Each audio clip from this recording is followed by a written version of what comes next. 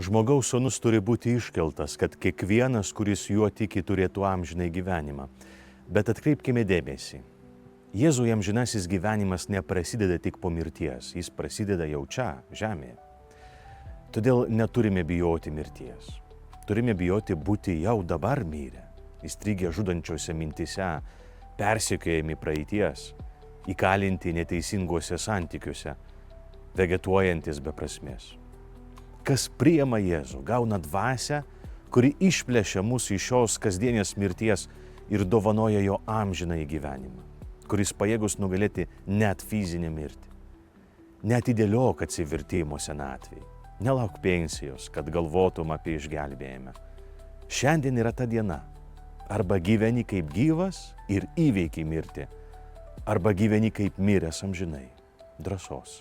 Sek Jėzumi rimtai, verta. Gražios dienos.